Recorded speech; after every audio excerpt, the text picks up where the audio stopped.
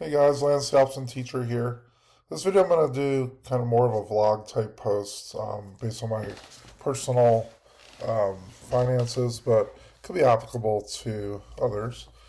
So I have a lot in T-bills right now, the BIL. The main reason why I do that is when I have enough funds ready to pay for quarterly taxes.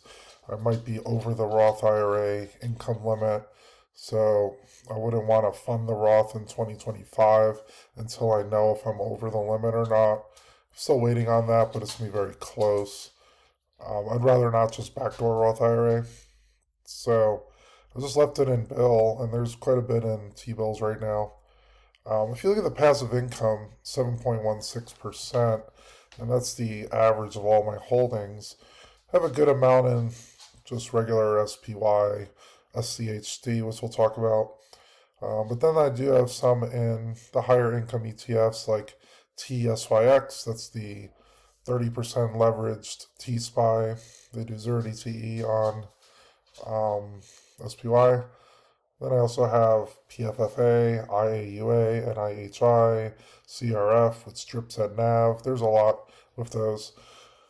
But what I was going to do, and my plan was this the whole time, I'm going to take my bill funds. I'm going to fund a SEP, that's a simplified employee pension, based on my tutoring and my trading businesses. So what I'm going to do is I'm going to take the T-bills from BIL and move it into SCHD. Now, T-bills do pay more in current dividends. It's about 3.59. Ends up being pretty close, actually. So yeah, we're at 3.59 in the bill. Now, if I look at SCHD, that's part of my low fee ETFs, or 3.33. So it ends up being a little bit less for SCHD than bill.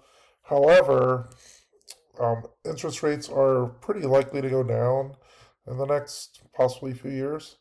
But SCHD does grow their dividends over time. I'm going to show how it does over time with the growth of the dividends. And so if you look at the dividend history of SCHD, this is a 5-year chart. In 2021, it was paying 18 cents a share in dividends. If you look now, we're at 28 cents a share. So they have a very good dividend growth rate. Look at the dividend growth tab. Looking at the payout growth, 2024 is a really good year, 12.23% on the growth of dividends. 2025 was 5.35, which is a bit lower. However, you see a good steady 6, 9, 9, 9, 19, 17, 10, 13. So the dividends will grow over time. If I take a lot of my T-bill income, put it in a simplified employee pension, I'll be able to increase the dividends over time. So I'm just going to be buying SCHD, dripping the dividends. So as I get dividends, I'm going to be buying more shares of SCHD.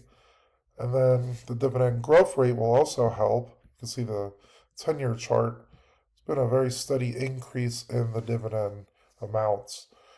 So one of my main plans for the SEP is to do this every year. Again, I'm going to put a lot of funds in T-bills, wait until tax season is here, and I'll talk to my CPA to see could I fund the Roth IRA just based on my income, or do I have to do a backdoor Roth IRA? And it's a lot easier just accounting wise to not fund the Roth in 2025 until I know how much income I made, and then I could decide just do the Roth IRA or backdoor Roth into it. Then I'm going to take all the bill funds, put it into SCHD, and do that many, many years, hopefully at least 20 years or so, and that dividend amount should be very high. So if you're thinking that this might be a possible plan for you, I would say if you're very close to making the max for the Roth IRA, then you might want to do it my way. If you're definitely above it, then it won't matter. You could just do a regular IRA and then backdoor Roth into it. However, the accounting's a little bit tougher. and you have to show the gains of the account for that year. If you're definitely going to be below the Roth IRA limits, I would just put in the set amount each month. So for 2026, it's $7,500 a year. If you just do 7,500, so you do it every month, 12 months, you can put in 625 a month every month, and that'll max out your Roth IRA. If you're married as well, you could do your partners as well. So this is probably the easiest way to go about it for most people. Once you get paid, set up an auto contribution the day after for the 625. Then your checking account won't really miss it. And after a while, you're just going to be used to doing that. It's just part of your paying yourself first in your budget. And just do that regularly. Put it into, if you want to keep it simple, like SPY, SCHD, have some international in there. You could also go with the income route, go T-SPY, PFFA, stuff like that. So if this was helpful, let me know. And if you have any questions, let me know. Comment down below. I'll see you guys on the next one.